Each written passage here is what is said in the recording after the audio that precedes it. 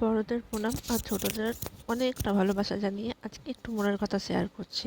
যাচ্ছিলাম হচ্ছে অন্য জায়গাতে ডাক্তার দেখাতে। তো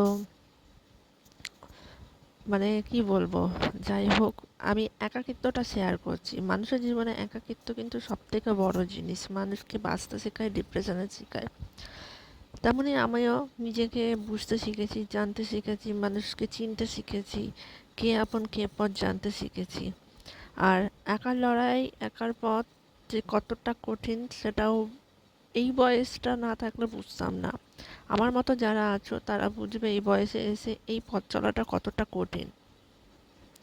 মানুষের পদে পদে অপমান, মানুষের পদে পদে মানে লাঞ্ছনা, খারাপ চোখ, কুদৃষ্টি, বঞ্চনা।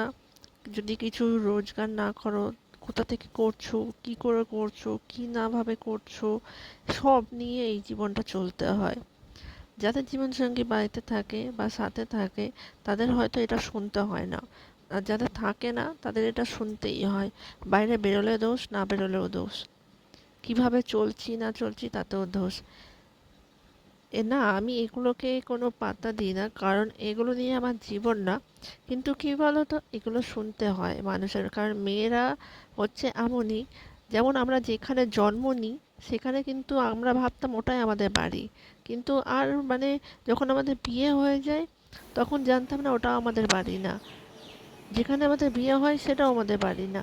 আমাদের আছেটা কি আমরা জানি না। জীবনে যে নিজের পরিচয় তৈরি করা উচিত বাঁচার জন্য।